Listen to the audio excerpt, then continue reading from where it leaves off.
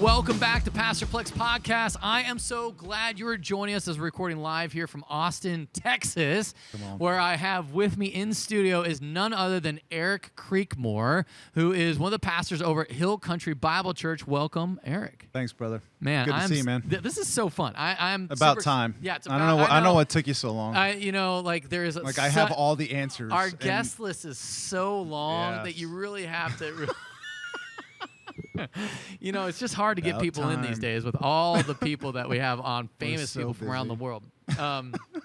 The one thing you may not know if you're tuning in with us is that Eric used to be a Marine Corps pilot. Yeah, man. Talk to us about that. How'd you you went flying and Yep. how'd you get into that, and then you transitioned to ministry? Yep. So, as a kid, athlete, grown up in northern New Jersey, and was trying to go and play baseball. Yeah. So, played baseball in college, but got to D1 level, but was not talented enough to stay there. Yeah. So got cut from my baseball team in college. I was like, well, what am I going to do with my life? And I was like, I'll go to law school. And As one was does. like, after college, I don't want to go to any more school. And Right. so as an 11-year-old kid, I saw Top Gun. Yeah. Was like, that's cool. My dad's a Navy helicopter pilot back in the day. And so I was like, man, I'm going to go fly fighters. And so As the one Marine would Corps- say, yeah. I mean, that's obvious. So were you in the middle of college or what year? Yeah.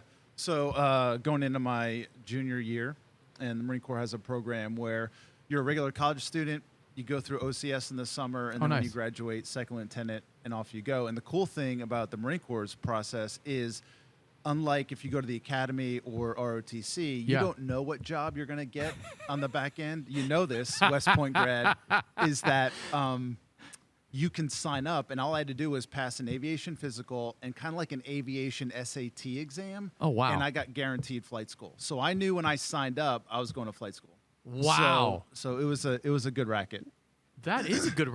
No one told us 100%. that one. Like all things, the Marine Corps is better. The Marine Corps is better in all things. Oh, but so gosh. I graduate. I was at Drexel University in Philly. Yeah. And go to flight school. Well, first TBS in Quantico, 6 months, platoon leader training, and then flight school in Pensacola. Loved it, except for the fact that I almost died on one of my early solo aerobatic flights. Nice. So in the Navy Marine Corps Aviation, you do 13 flights with an instructor in the back seat. Then you solo, and then you go right into aerobatics. So loops, rolls, you just bend the airplane all sorts of ways. And you do 2 flights with an instructor in your back seat, and then the third flight is solo again, right? So you've had at this point, what is that? This will be your 17th flight ever in a military aircraft, and you're doing loops and rolls by yourself. And so I'm not going to say that was wise or not. I'm just saying. You're just saying that's what it is. It is what it is. And what they tell you is that when you do aerobatic maneuvers, you do a maneuver and then you fly straight and level for at least a minute. Mm-hmm. And the reason for that is because your inner ear needs to settle out. Right. And just the fluid and how your head orients you in space. If that doesn't happen, you can induce vertigo. It's the reason why if you go to an air show and you see like the Blue Angels, they will come by, do a maneuver, and then they fly away. Yeah. And what they're doing is their head's Resetting there. Yeah. Yeah, right. So then come back and do another maneuver. Well, I was probably 23 at this point, maybe 22, and I didn't give enough time to let my head settle out in between maneuvers, and I gave myself vertigo. And so it's a crystal clear day over southern Alabama, and I do loop after loop after loop, and in the middle of a barrel roll, my head goes completely upside down in more ways than I could count. And what's interesting about self-induced vertigo is I can see what's going on, like my brain as the airplane is rolling over and I'm staring at nothing but ground. Southern Alabama. Yeah. And the airspeed is going faster and faster. The altimeter is going slower and slower. Or down. Your brain knows this isn't good, but your brain can't tell your hands how to fix it. And so by God's grace, I was able to come to enough in order to get the wings level, and then I just at that point I said that's enough. I turned, went back to base, and landed.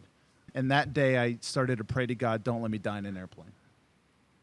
because I knew in that moment it wasn't because of anything other than the providence and sovereignty of God that I didn't die that Were you day. a Christian at that time? No.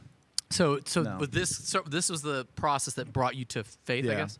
So this was kind of an inflection point where God got a hold of me, somewhat arrogant, which is probably an understatement. Fully I mean, you're arrogant. a fighter pilot, so Yeah, it goes with it. Marine officer. Right. Billy, tough Bad, guy. yeah, right. Yeah, right. You know what I'm saying? I was like, I can't finish that statement. We've had worse on God here, was you're right. bringing humility. Yeah.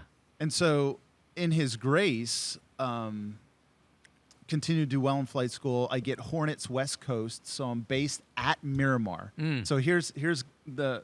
At Top Gun, essentially. Yeah, exactly. Where they filmed the movie I watched as an 11-year-old. Wow. I am now at that base flying F-18s. All right, but how is Jesus involved here at this point? Okay, so as I'm going along, here's what's interesting about the flying and the fighter game is the airplanes only get faster and faster and more complicated. Right. So the F-18 can carry 32 different weapons plus the different systems on the aircraft that you need to know about.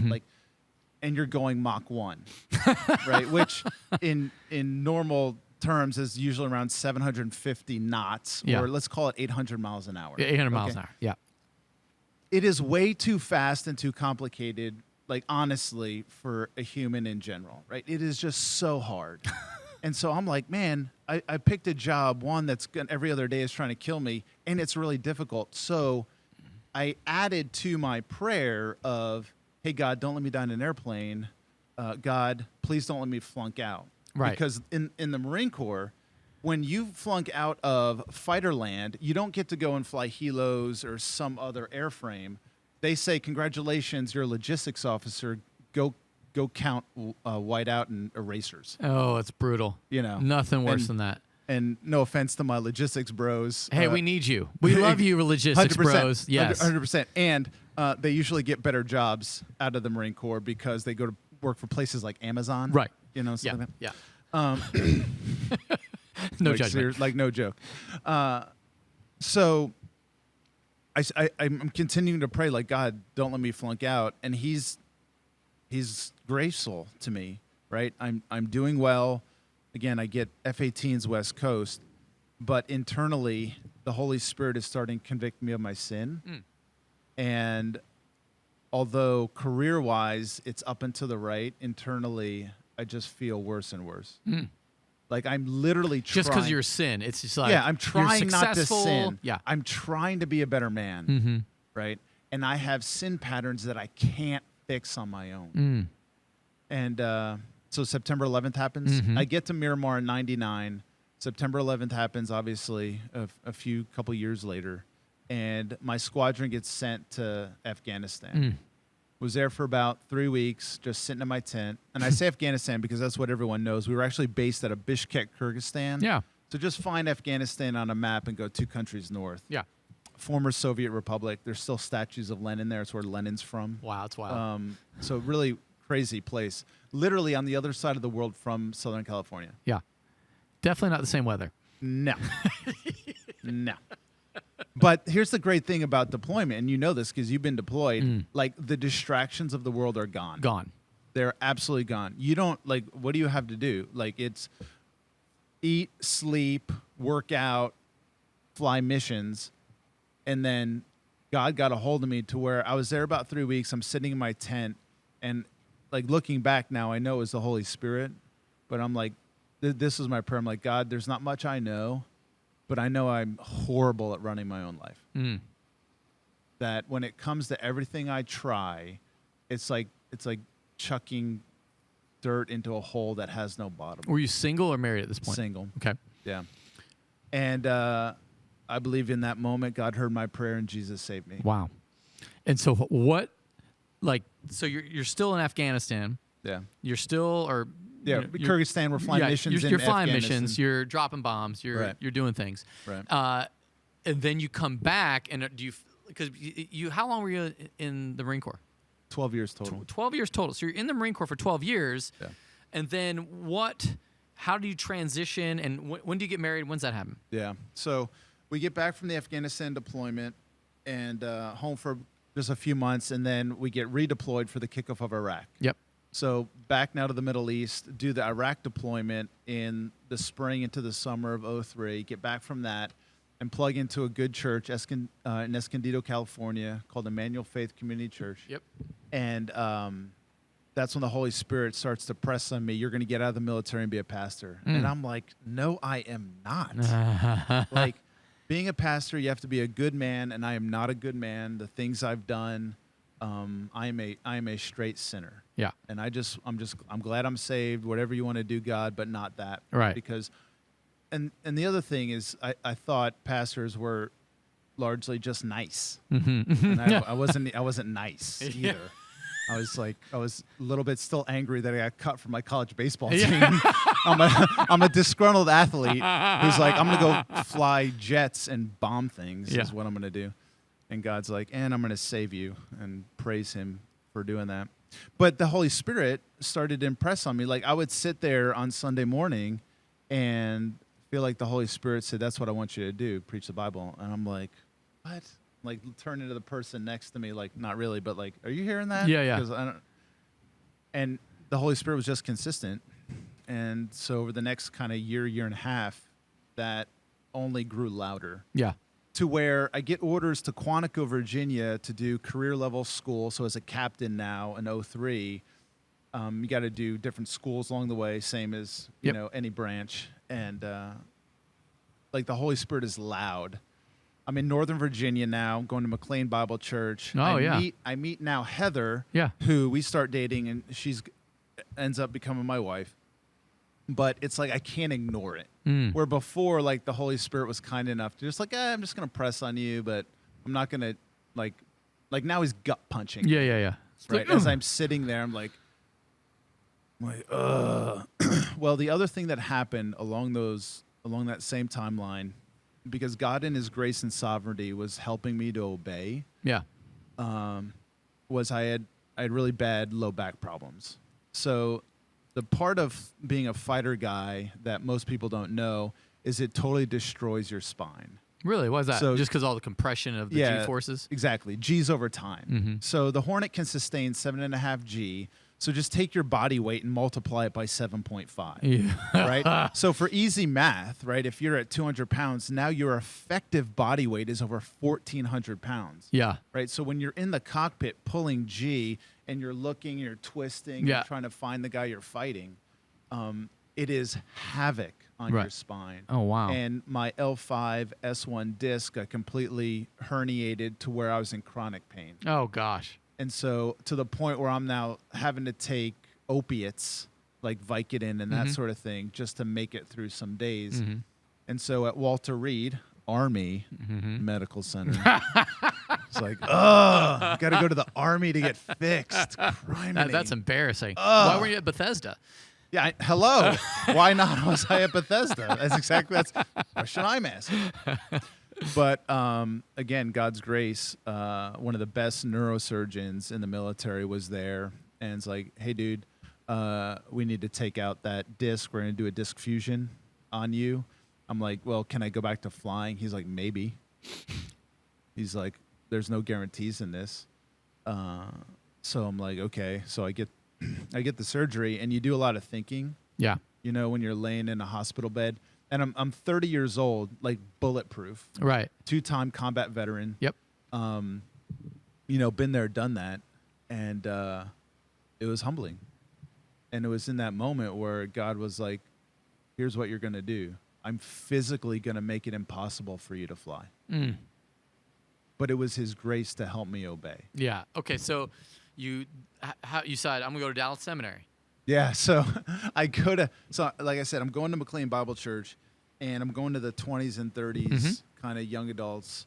Gosh, what was the name of that service? I'll think about it. I'll think of it as we go along. But I make an appointment with the pastor. We had a new pastor over the young adults deal.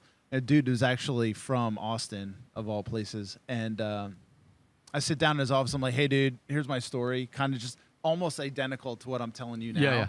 And he's kind of listening. And I'm like, so what do I do? He's like, He's like, yeah, I think that sounds about right. I'd go to Dallas Seminary. I'm like, literally, I'm like, what's a seminary? he's like, it's grad school for pastors. I'm like, okay, where's that? He's like, there's a good one in Dallas I'd recommend. Yeah. So I'm like, okay. So I go online, Dallas Theological. I apply. Again, God's grace, I get in. Yeah. No idea how that happens. But I owed the Marine Corps 3 more years on my, because when you go fixed wing aviation, you owe the Marine Corps 8 years after you get wings. So I get orders to Lemoore, California, in order to be an instructor pilot in the F-18. The surgery I had, my L5S1 disc fusion, was a success. I got back in the cockpit, but and in that time frame, Heather and I got married. Yep. We moved to California, and but a year and a half later, I started having chronic pain again. Oh gosh. So at that point, I needed to be medicated 24/7. So that ended flying. Yeah. And again, all part of God's sovereignty. Got plugged into a good church, South Valley Community Church in Lemoore, California, and the pastor there, he's like, I'd gotten to know him a little bit. A church of like 800 on a Sunday, and he knew I was in the Marine Corps but getting out and started DTS, and he's like, hey, can you help out with the men's Bible study? So I started teaching the men's Bible study, and then I think it was like on a Tuesday night, pulls me aside after. He's like, hey dude, you want to take us Sunday morning? I'm like, what? Like, I've done this 4 times. Yeah. Like, what? But then again, like what the Holy Spirit had been saying over all those years is you're going to get out and you're going to preach the Bible. Yeah. And I was like, okay, I guess Here we go. Here we go. And so started preaching a little bit as I'm doing DTS online. And then in 2008, I get out of the Marine Corps.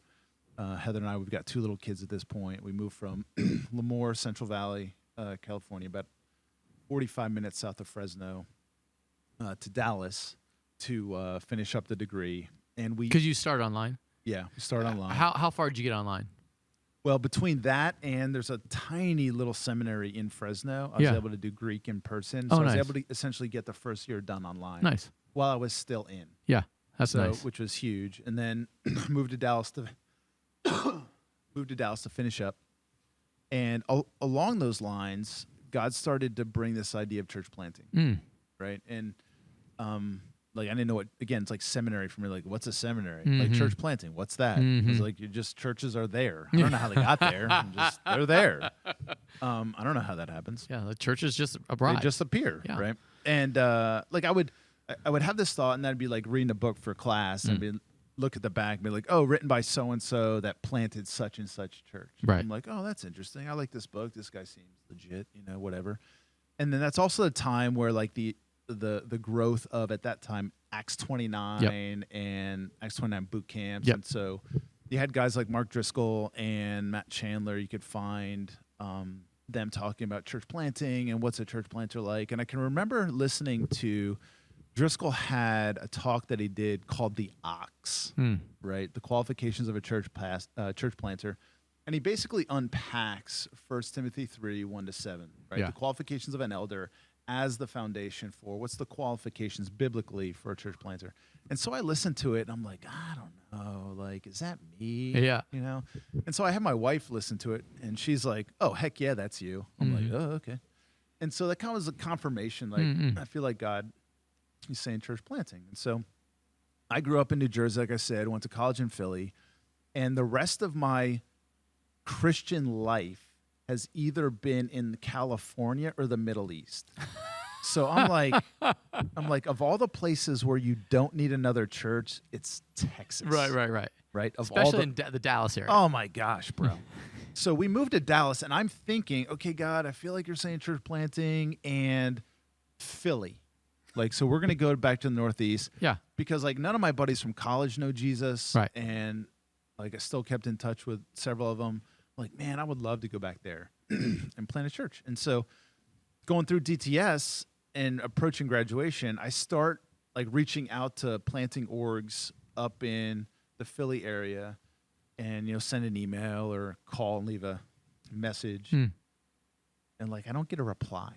It was like the weirdest thing. It's like you your website says you're looking for guys like me, but you're not replying to the email that or the call. I'm like, what?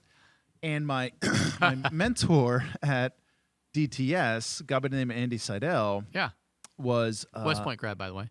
Oh, by the way, another Army dude. So the Army's not like, no.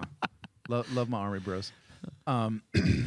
Pastor Plek being one of them. And he's an elder at Fellowship Bible Church Dallas at the time. He's like, hey, Eric, he'd been kind of praying with me and talking through, kind of like, I just don't get it. I feel like God's saying plant church, Philly, blah, blah. He's like, well, at Fellowship Dallas, we're trying to get some church planting going.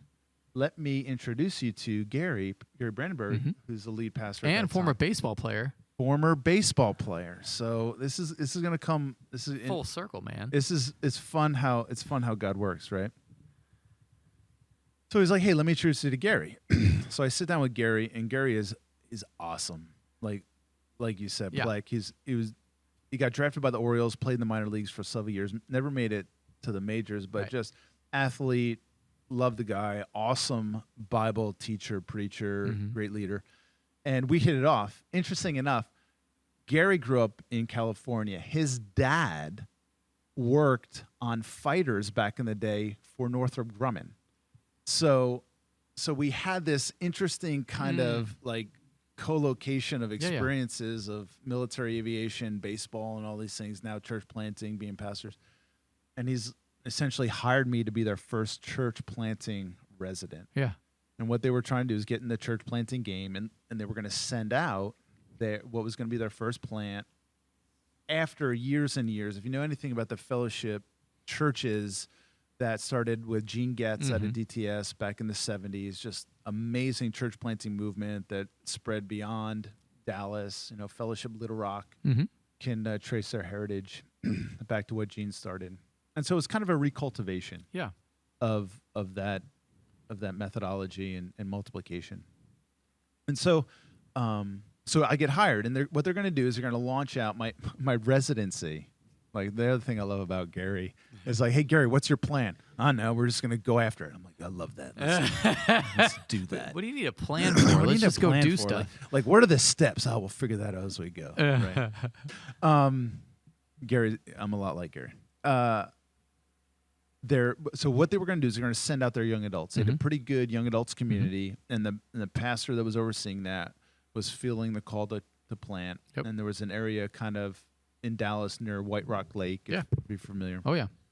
Where it was kind of a younger demographic, and so they launched out. And I was on the team that helped launch that first church. Did that for about 7 months, and then it was time. I was about 6 months from graduation to start the church that I felt like God was calling us to plant, not in Philly. Now, as I'm kind of like, oh, man, I'm supposed to stay in Dallas, in the town that we were living in as we were going through seminary, Forney, suburb on the east side of the city. And that's what we ended up doing. Yeah. So in January of 2011, started with a Bible study in my living room, and that's what ultimately became Mission Church. Yeah. Which planted and pastored for 7 years. And my wife and I, was interesting. We're both from the Northeast. Had never lived in the South except for different stints, and like going through the Marine Corps and flight school and different pieces. And we thought that, Forney, suburb of Dallas, like most suburbs in major metro areas, it'll be very similar to suburbs wherever, around whatever city in the country. But the interesting thing about Forney is it's geographically located near Dallas, but still, at least at that time, had a much of a small town mindset. Oh yeah, like small town. Like when you initially said New Jersey, and then because I knew Forney, I was like, well, that's a weird connection. Oh, 100%, bro, 100%. And so it was like effectively cross-cultural ministry. Oh, because like we did not fit very well there, but God was gracious to have that be a season of learning and learning to persevere. Oh, and to you know this as a communicator, Like the only way that you get better communicating is by communicating. Right. It's reps. Mm-hmm. And getting those reps in, because like as a planter, like you're preaching out of the 52 Sundays, like 49. Yeah. Right. And you're just in the grind, but there's no other way to get good, in my opinion. No, I 100% agree. And so it's all about training, reps, training, training, reps, reps. And to really get in the good rhythms of not only preparation but delivery, and delivery among a people that you have to spend time with over the long haul, right? And to see the word really take root in their heart and grow, and how do you, as a communicator of God's word, really craft to their growth, right? Versus what most guys come into the preaching game thinking is like, oh no, it's my great exegesis or it's my great delivery, and I'm just this great orator or whatever. And that's no, it's you being able to serve those people well through the preached word in order. And so anyway. But did you get a core team that went with you to launch to Forney, or did you just go, hey, I'm living in Forney, here are my neighbors, hey guys, come over? 100%. It was the latter. Yeah. Like I am a bad church planner. like seriously, I'm like not good. I'm an okay evangelist. I'm the reason why I planted now in hindsight is because I'm apostolic, and that's my primary gifting. Like I like to start things. Do apostolic for those who don't know what that means. Yeah. So when you look at Ephesians 4 and apostles, prophets, evangelists, shepherds, teachers, 4:11, the APEST framework of how Jesus has gifted the church with certain giftings in order to see that the whole body matures. Right. You'll read that in the text. There's the apostolic gifting, which is, and this is Eric's definition, this is the guy or lady who has apostolic gifting that sees something that isn't happening or some untapped area, like, hey, there's a need there that no one's going after. We need to do something about it. Right. So your apostolic gifting is someone who's going to be bent to start new things in order to advance mission, right? To advance the kingdom, right? There are people who don't know Jesus there, or the representation of Jesus there is substandard in some way, and you need to fix it. Right. And so that's more my bent. So when Fellowship Dallas sent you, did they say, hey, here's a salary for a year or two? How did they set that up? Yeah. Or like just figure it out? Praise God in their backing, because they essentially did the 3-year, and I don't remember the numbers, but it was like declining each year. We're going to give you this much the first year, this much the second, and this much the third. And between that and what we raised, Heather and I, through our relational network, we had sufficient funding. Nice. Yeah. And so like your launch was with how many people? Oh, gosh. So we started in January with maybe 5 families plus us. But I'll tell you, man, that first night in our house, the spiritual warfare was off the chart. And maybe we can talk about that. So what you're saying is maybe spiritual warfare happens in church planting. Oh my gosh, bro. Like we do not talk about that enough. Yeah. The reality of there is a real enemy who holds ground. Yeah. And in church planting, you should be taking ground from the enemy, and he doesn't give it up easily. Right. And he is not happy that you are doing that. And so he is going to fight you. And we experienced that all throughout our time in Forney, like crazy stuff. Well, you should have is that podcast part 2? That's part 2. Well, no, because the average pastor and planter needs to have a sober awareness of that. Yeah. Again, I can't remember if it was C.S. Lewis or someone, like we're not saying everything, like there's a devil behind everything, but we're also saying the devil isn't nothing. Right. There's a soberness in the middle that we need to operate in that we largely don't. But anyway, when we went through kind of what we did, and we're kind of just hanging out as a group, like you could feel the Holy Spirit there. It was like, oh my gosh, like this is exactly what we're supposed to be doing. And I was able to grow that from 5 families to like 8. Yeah. Hey, way to go. I'm really good. I'm not good. But we launched that Easter with the neighborhood we were living in had about at that time like 1,000 homes. Yeah. And so we were just farming where God put us. Yeah. And had about 100 people at a launch service. And back to your question, how many people did Fellowship send with us? Yeah. 0. Oh, wow. 0. You And that's parachuted in and went for it. it was 100% parachute plant. And please do not parachute plant ever. Unless you were like... Unless Jesus tells you to. Wow. That is so hard. Yeah. I can't think of anything harder. Yeah. Yeah. So it was hard. Yeah. I tell people, and now that you know my background a little bit, Baghdad was way easier than planting. And like, that's not even hyperbole, bro. Like that is what kind of things, because I think church planters, most church planters start out naive. So they say this is of course not going to be me. So I know you're probably thinking that if you're listening, like, oh, that won't be me. He must have been, it'll be an idiot or whatever. But like, for those of you, like, once you're going to plant and then you're going to go, gosh, what did I do wrong? Talk to me about like what some of the things that happened to you in the early days of church planting that you're like, that couldn't happen. I mean, you would just never think that would happen in a church. Oh, 100%.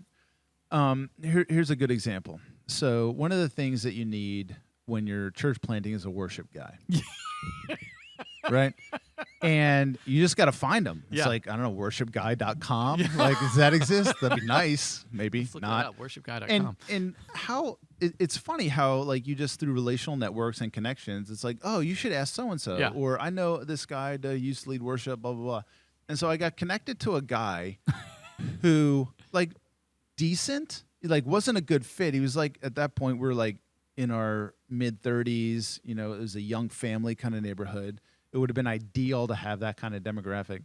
And this guy was like in his mid 50s. Oh, interesting. Nice enough guy, but had a, it was like him and his guitar and he was going to sing a few songs. Oh, 100%, 100%.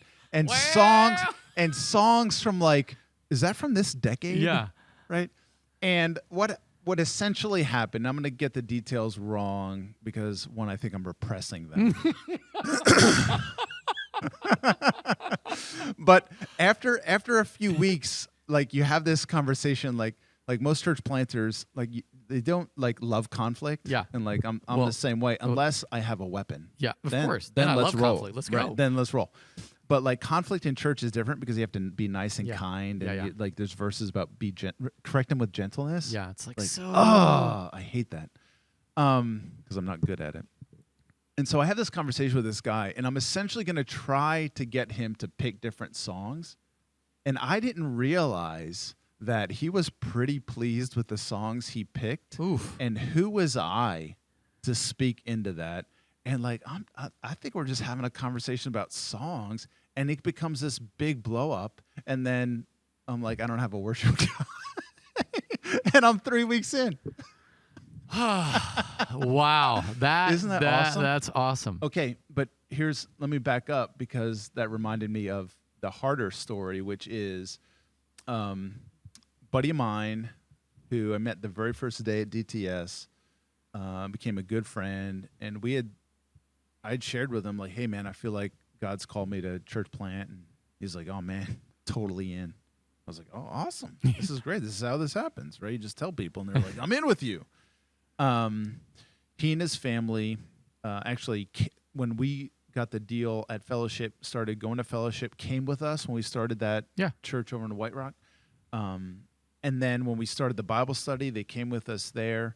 And then 3 weeks before we launched that Easter, I get an email, hey man, we're out. Yeah, nice.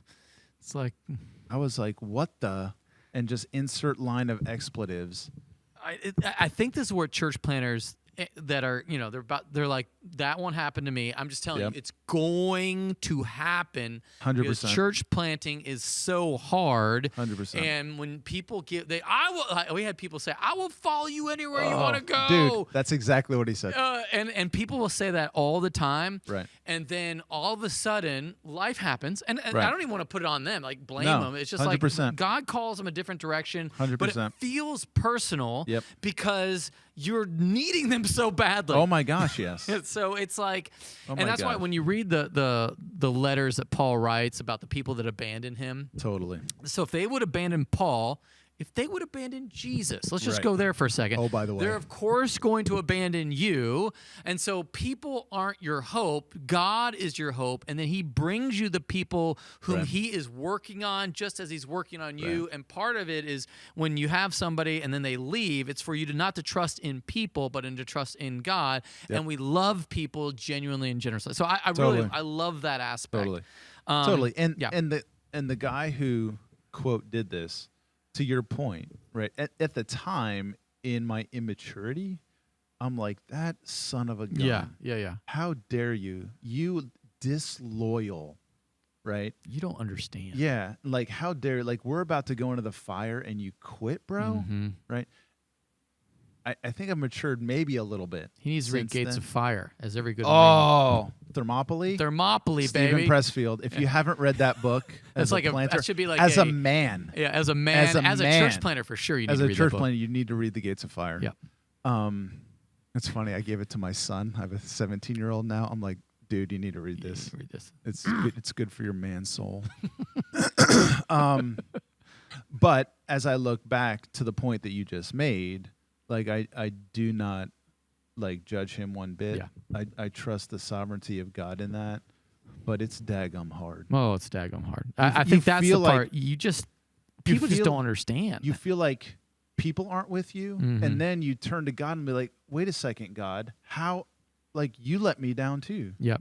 right? And you have your Job moments and whatever. But by grace, and like, I don't, like, you learn this in the military, like when someone asks you, like, dude, how'd you get through your freshman year at West Point? Yeah. Or how did you get through Ranger School? Or how'd you get Yeah. through Marine Corps Officer Candidate Yeah. School and the basic school and flight school? I was like, don't quit. Don't quit. That's it. Don't I know that quit. seems so simple. Just don't quit. Just keep showing up. And I'd say, I say this to people all the time, 90% of pastoring, whatever, is just showing up. Just keep showing Because most up. people will eventually quit. And when you're the last man 100%. standing, like, oh, man, thank God you're here. And they're going to bring 100%. your issues and problems, and you're there for their crisis. And here's another thing that I don't think is talked about enough. And I saw this back to Gary Brandenburg, his life. Gary went through some stuff. He was a church planter, and it was funny. We would laugh about and cry over the things, because his first church was a church plant and went sideways. Mine eventually goes sideways, at least for me. To see what God did in Gary's life in his late 50s and 60s, Yeah. not only from like just the God presence that God gave him, Yeah. that he got to do, and even now Yeah. what Gary's doing as he's in his early 70s, like, I think, and this isn't true for everyone, I'm not going to paint with like, oh, this is definitely how God works, but I think so many guys, they go through the hard of the first few years. If you were going to quit, you should have quit earlier, Right. right? Right. You should have quit yesterday. Yeah. Like, there is blessing. Like, this is what I saw in Gary's, like God's like, oh, Gary, you got to do what? Gary, you're getting to do what? Yeah. Like, it was just amazing to see that. And now we just had a succession at Hill Country Austin, and longtime pastor Tim Hawks handed the church off to his successor. And the things that God is doing in and through Tim in these later years are some of the best things. Like, it gives me fire to be like, dadgummit, by grace, with grace-fueled effort, I want to get to those years of like where God's like, good job sticking in. Now I'm going to give you a present. And just the different things that happens, and you will never see them if you quit. Yeah. And one of the things that we need now is in a non-Jocko, non-David Goggins, which, like, 100%, like, I love those guys. Yeah. And like, I listen to them. Yeah. But it's only half the story. Right. Because it ends up being a humanistic message that lands on, at the end of the day, it's you to get your own discipline. Right. It's you to figure out how you're going to suck it up. Yep. And at the heart of it is grace-fueled effort in order to do the things advancing the kingdom, Right. which is way harder than doing some 4 a.m. workout, right? Way harder. Hard as that may be, but to continue on persevering by grace in the call of God in your life, we need a generation of men who will seize that and stop thinking that, the Christian life is some mamby-pamby, you just, what does God want? He wants you to stop cursing when you drive. Right. No, he wants way more than that. Oh my gosh, He wants you to go and die. Go to Thermopylae. Let's go. That's the call. And oh, by the way, if you're a church planter or a pastor, like, to encourage you, because Chris and I are in it right now, like, just don't quit. Mm-hmm. Yeah, stop quitting. Stop thinking about quitting. You're not going to quit. You have a calling. Now, just keep stepping. All right, so talk to me then. You did shift, though. You shift from being a pastor at the plant at the church plant you founded, and then all of a sudden you found yourself in Austin at Hill Country Bible Church, mega church. How did that happen? Yep. Well, Heather and I knew that, and we would say this: Forney isn't forever, but it's for right now. Okay. It was what God had for us in that season, and it's exactly what we needed to go through, the good and the hard and everything in between. And so after, like, in God's providential, loving grace, I was able to raise up some elders, raise up a really good worship guy, associate guy who's really good. Both of those dudes are still in ministry, killing it. It was like, okay, I'm bringing the next season. Yeah. Right. And there was some persecution there for part 2, because it's a longer story. But God made it clear that your time here is done, and I'm bringing the next season. And so through some really hard stuff, but it was God's providence, and he was working in it. And as I look back, I'm like, oh, thank God he did what he did, because it brought us to Hill Country, and this is back to, like, the Garian Fellowship connection. I got introduced to Hill Country Bible Church, one at DTS, when John Harrington and Scott Hyder came, and I think it was Scott, came and talked to our church planting class, Aubrey Malfers. Yeah. And I was like, oh, yeah, Hill Country, Austin, they're planting churches. Right on. And then Gary is friends with Tim. Yeah. And so when Gary's the kind of leader, kind of a lot like you, it was like, hey, I'm going to do something. You look around, find a young guy, you're coming with me, right? And, like, that was his MO. Yeah. So, hey, Eric, I'm going to this thing, you're coming with me. Hey, Eric, I'm going to this thing, you're coming with me. And I met Tim. Yeah. And spent some time with Tim, and so knew of Hill Country. And Gary and I actually came down to Austin to spend a day with John Harrington, and talk about church planting systems. Oh, because we were going to essentially take the Hill Country model and bring it up to fellowship. Well, it was, hindsight now, it's like, okay, God was introducing me to where he was taking me. And so I applied for and got a role as an executive pastor at Hill Country. You pretty much took John Harrington's job, essentially. Yeah, so I came in as an XP role. John was there. John had developed, along with Tim, kind of the methodology of church planting at Hill Country, Austin, and had overseen that for 12 years and did an amazing job. Yeah. He and Hawks setting the foundation of what there is now. What there is now, right? In 41 churches over, let's call it 26 years. Right. 27 years. But I got there spring of 2018. Harrington left staff about 9 months later to go to Woods Edge in Houston and take a senior exec role at that church there. And outside of Hawks, I was the only staff person that planted a church. So, hey, Eric, you're going to take on the church planting stuff. Roger good. That. Let's take some ground for the kingdom. But what also happened in that time is I didn't know that Tim and John had already started talking about the next season of church planting. Right. And how, like, yes, we've seen a lot of great success by God's grace, but that things were happening, and Tim is very apostolic. John's an architect, where Tim sees the future and then John architects it. Yep. I have a little bit of both of that. Yeah. But not hard over on either, kind of like a blend. And so here's what they had decided, that in the previous season, how we planted churches, because the key is the planter, finding the right guy with the calling and gifting to do the work and the perseverance, like we talked about, that we were no longer going to do what we'll call a find and fund or free agency model Right. of planting, where we were going to say, hey, man, you feel called to Austin, and Let's come, we'll go. interview you, assess you, and then train you up in a residency and launch you out. We were going to transition from that to a farm system Right. methodology where we're no longer going to look outside, but we're going to look inside. Now, this, I think, is what you and I were talking about earlier, is Right. the canary in the coal mine. Like, Yeah. the problem with churches Yep. is they have not done, and I would say we were one of those, like, after we sent out Holland, our first church planter, we recognized we did not have the engine of discipleship of internally developing our own 100%. people, and at a smaller church, that's problematic. At a big church, that's Right. problematic. So talk to me Right. about like what you saw in that pipeline development that you Right. needed. And so to get into that, we got to do a little history lesson and walk into it, because I think it's helpful. A little church history in the near past, and walk into it. Hill Country started planting churches in the mid to late 90s, Right. under an Acts 1:8 conviction. Right. You'll receive power and the Holy Spirit comes upon you to be my witnesses and there's a geographic reality starting in Jerusalem, Right. right? The place where I've put you, right? I've put you there in order to advance the gospel there. And this is nothing against those who feel called to plant outside of their local geography. Right. That was just not our conviction. Right. Right.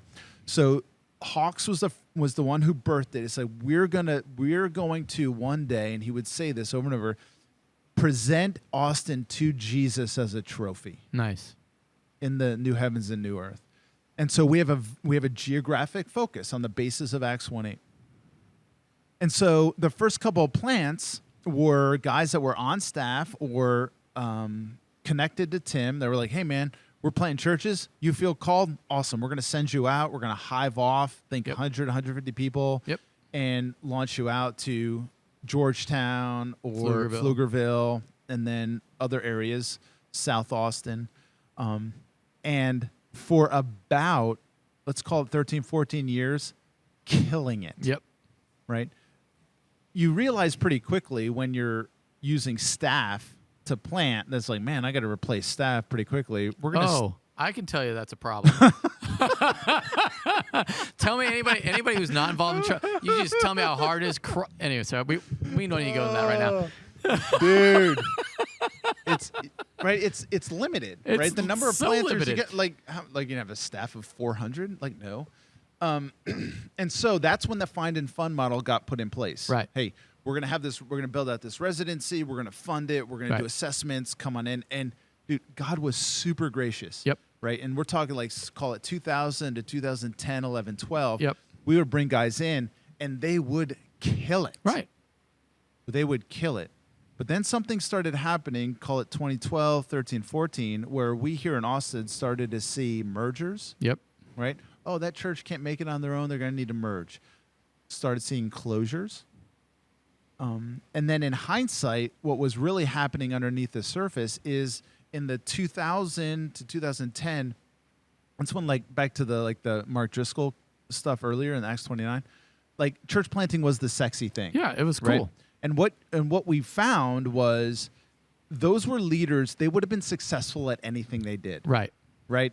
Church planting just had the biggest headlines. They're like, oh, that looks cool. Yep. Right. I'm going after that. And God totally used it in his sovereignty in order, I think, as we look back, to get the church planting engine and ethos better embedded in the American church. Because if you remember previous to that, what was the season before that? Megachurch. Megachurch, seeker-sensitive, Yep. multi-site, Yep. right? Nothing wrong with that. Right. It has its place. God used it. But God needs the church to operate and to learn different skill sets in Right. different seasons in order to continue to grow and mature and advance and take ground.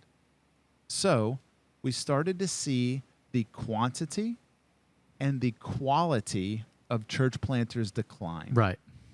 So what was before, like you'd put out a call for planters and be like, man, these guys are solid. Yeah. Right. Send them Awesome. out. Just got to raise the flag. Oh. They'll show up. 100%.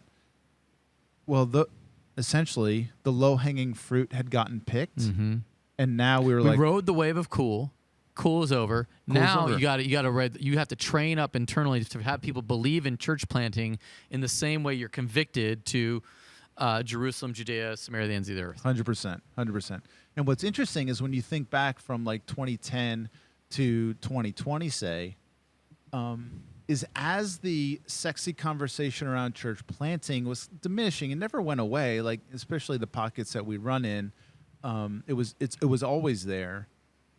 But the conversation around disciple making started to get more and more airtime, right? You started to see different conferences, discipleship.org, and different things start. And that happened at Hill Country, where the Holy Spirit brought some conviction to say, hey, look, back in the 90s and early 2000s, man, you guys were killing it, making disciples, but that wasn't the ethos as much anymore. And so there was some times of repentance, Tim, the elders, to say, hey, we need to go back, John, to making disciples. And when we say making disciples, what we really mean, to be clear, is making disciple makers. Right. Right? So whatever you call discipleship in your church, you can't actually call it that unless the person who goes through whatever your thing is able then to go and do it with someone else absent you. Right. Right? If they can't go and do it absent you, you have a program. You have a program. If they have something to show up to, I'll consume your thing. That's it. And then I'll wait for the next thing. I'll go consume that thing. That's right. And that's right. If there's one critique of the American church, we are consumer oriented. And Tell me about all your program-based. programs. That's I'll right. show up and I'll come. Anyway, go ahead. That's right. And so, and again, are programs good? Yes, they have their place, but you can't call that discipleship. Right. Right, because discipleship, 2 Timothy 2:2, take what I've given you and train others, who then can train others. Right? That's the key metric there. Yep.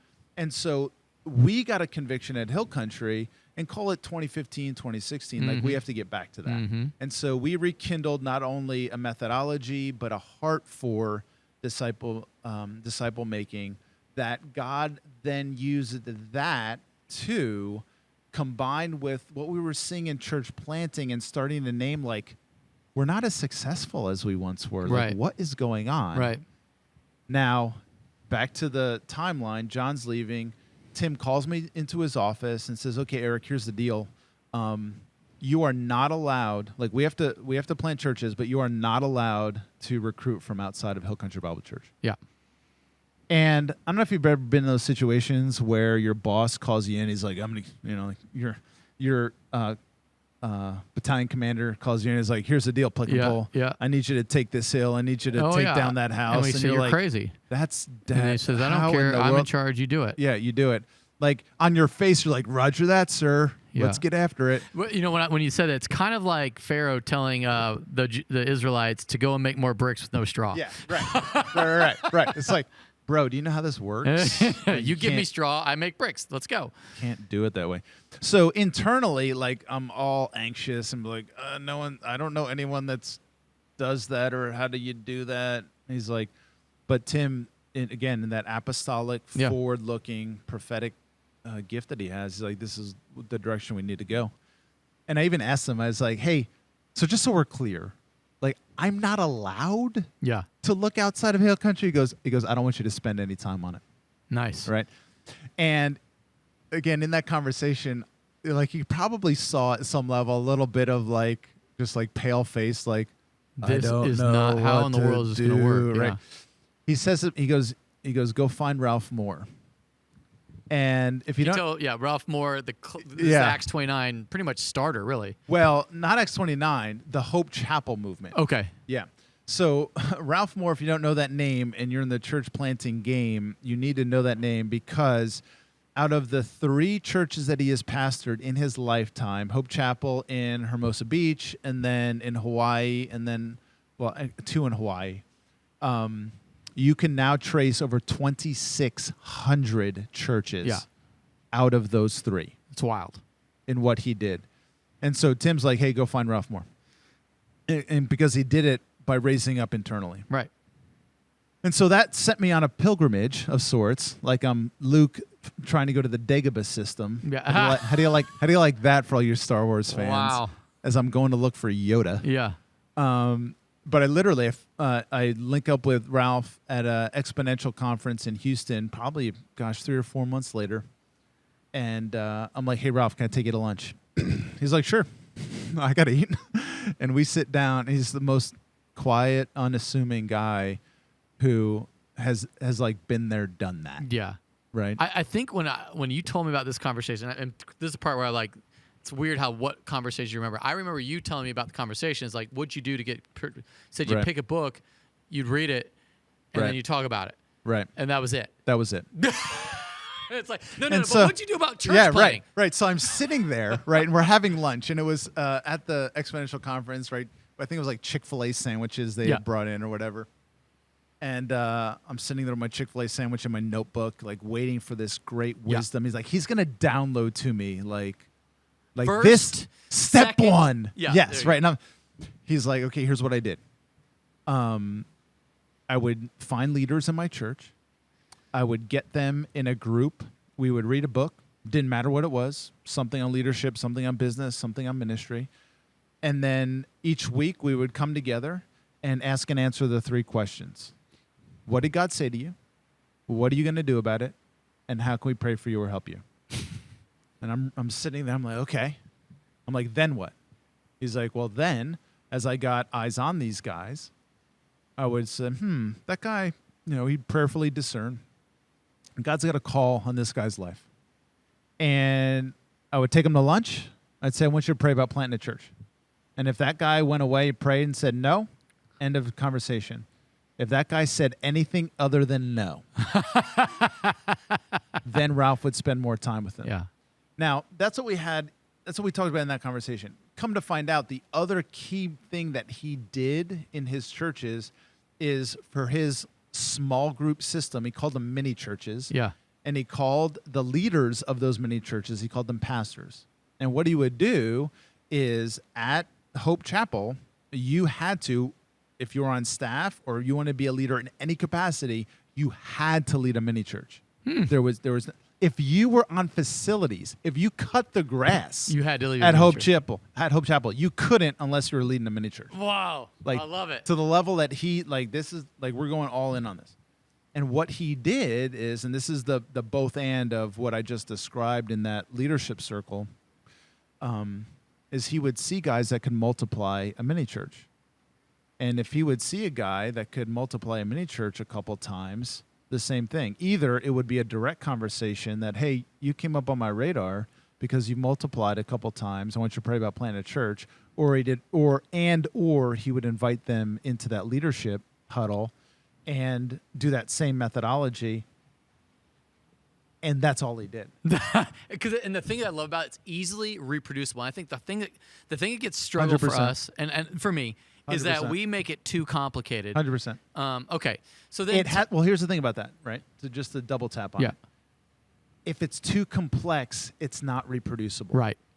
Right? Because you need to have something that any leader, again, leaders are going to be on a spectrum. Right. Some are going to be the Tim Hawkses that can lead 7,000 person church and start a 40+ church multiplication movement in a city, as well as start Christ Together and other things.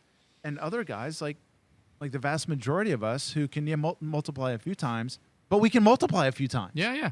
Right? It has to be simple enough for that average leader to be able to implement. And here's the great thing. And this is how he got to 2,600. Since all of those guys grew up in that system, it's what they were able to take to the church that they eventually started. Yeah. And then on and on and on. All right, so tell me this. How did you get this? Now, you know that. How do you create an internal pipeline now at Hill Country Bible Church where you're now raising up leaders? Right. So after that time with Ralph, I did a couple things. One is I asked Ralph to mentor me. I said, this can't be like the one conversation I have with you. Like I was smart enough to know that I'm not smart enough. Right. So I essentially, I made Ralph my friend.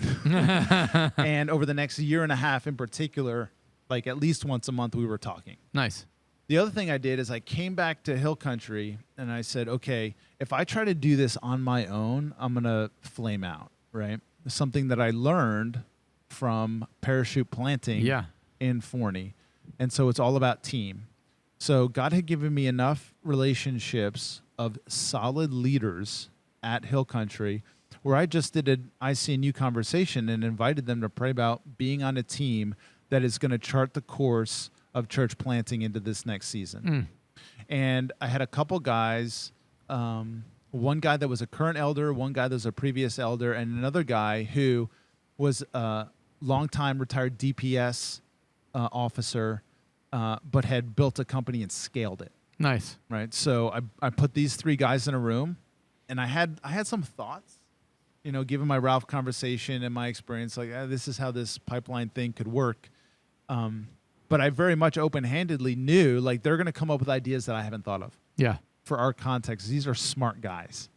And I said, we're going to take the next, however long it takes, in my mind, it was going to be at least 6 to 12 months to come up with our plan. Because the other thing I didn't want to do, and this is where a lot of pastors and planters get in trouble, is they take, that worked there for that guy in that context in that church, and try to put it in your place, and it completely craters. Right.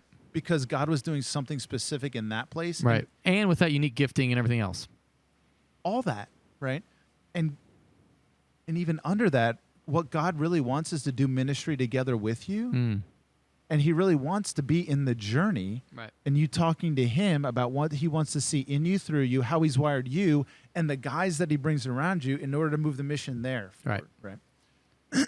So we get in a room with a whiteboard, and we start throwing stuff up there.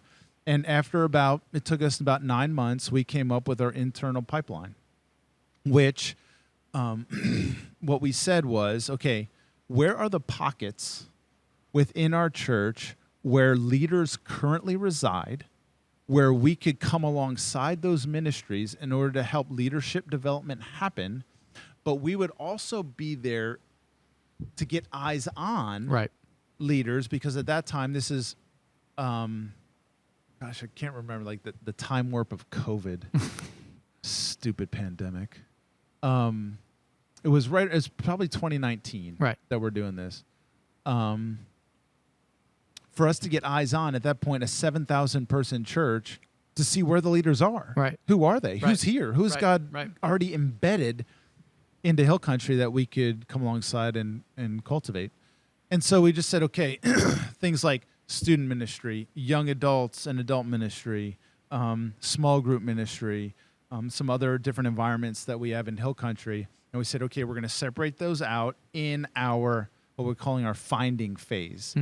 And for now, this team that had developed this plan are now my deployed implementers, who get it, are bought in, and see the value, like, oh, yes, we need to do that. But come alongside these ministries, not from the standpoint of, hi, we're here from church planting, and we're here to poach all your best leaders. Right. Like end of conversation. Yeah. Right. But to legitimately come alongside these ministries and help. Yeah. Right. Because every ministry, like right now in your church, whatever it is, you want leadership development either to start happening at all. Right. Or to go better. Yes. Because what happens is in the tyranny of the urgent, again, in our next podcast, we can talk the difference level 5, level 3. Yeah. In a level 3 church, programs eat your lunch, and you don't have time. You don't have time to do leadership development. No, you're just trying to make it. First of all, I'm just trying to make Sunday happen. And it happens every week. Somehow. Every 7 days that thing comes around. Gosh, it's brutal. Yeah. I mean, you got to make all these different people that I can't make it. It's hard. Yeah. Bro. And so what we did is we're like, okay, this guy has a passion for this area of ministry. This guy has a passion for students. This guy has a passion for young adults. Okay, come alongside that leader, and I would do some collaborative work and say, hey, man, with the other staff member, and say, hey, this is what we're doing. This is what you can expect, and let's work on this together. Right. In order to very legitimately, I want to help leadership development happen better in this ministry. Yep. And if we see guys that have some leadership chops that we could cultivate, that we can invite them into a next step. I love that. So essentially, not only are you empowering your leaders to be church planners, but you're already cultivating in the area of ministry they're already in. Right. And that greatly enhances that specific ministry, and so you're doing two things at once. 100%. And I think that's probably if someone's like, I don't even want to do church planting, but if you say like, what if you had a vision for church planting? Because most people aren't going to be church planters. You might raise up a leader to their That's exactly leadership right. lid or whatever, That's exactly and right. now all of a sudden they're empowered to do that, and it's exactly what you've called. We've gone for over an hour and 10. This is like the longest podcast we've ever done. It's wild. Wow. Let's do this. I want to bring you back for another 100%. round, and because I feel like there's so much more here to go into. Oh, there is. Yeah, I feel like like when I think about pipeline, I'm like, we could go hours on this. Yeah. So let's bring that back around, because I feel like we're at an hour 10. We're like, now we're beyond long form. We're now at a place of like, I want people coming back for more. So let's kind of bring this all together, like, because your journey is so important in all this. Right. Like, what would you say to a church planter right now? Mm-hmm. Like they're at a church, they're like, what's my next step? Yeah. Your next step is disciple making. Mm-hmm. Okay. One of the things that I've learned in this journey is, and this is theological, one of the things we'll get into next time is a God's heart and a theology for multiplication. Mm-hmm. And what I mean by that is the normal state of a follower of Jesus should be one of multiplication. Right. Meaning, if you have a Christian whose life is not being multiplied into other people, something is wrong. Right. And you, as a good pastor, gardener, cultivator, metaphor, your job is to come alongside them and remove anything that's getting in the way of the fruitfulness of that individual. Right. And that might be like, hey, you need to cut this sin out, or hey, it's all of it. You know, it's so all much of it. there. It's all of it, right? That if you're a church planter, you're a pastor, your number one job is to see disciple making happen as the primary ministry of you personally. Go and make disciples, Matthew 28, baptizing and teaching, right? And lo, I am with you always to the end of the age, right? That is what we are called to do. We are not called to plant churches. It's not in there. We are called to make disciples. And when you make disciples, you have the opportunity to get church. If you go after church, you may or may not get disciples. That's beautiful. I think that's huge. I think someone needs to hear that. Like you have a desire to go plant a church. You have a desire to be a pastor. Start making disciples right now. Because if you're not making disciples right now, then what you're going to get into is running programs. That's it. That's all you'll do. Okay. Wow. That's I want to just kind of end it there.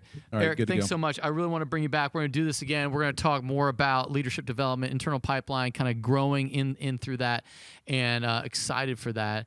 Hey, listen, if you are watching, make sure you like, share, subscribe. Let everyone know that especially if you're a church planter, you need to send this. There's a guy that you know that is like a potential church planter. You need to send them this podcast. Let them know all about it. We would love 100%. to hear from you. You can always text us 737-231-0605. We'd love to hear from you. And any questions on church planting, we'll bring Eric back and we'll do this all again.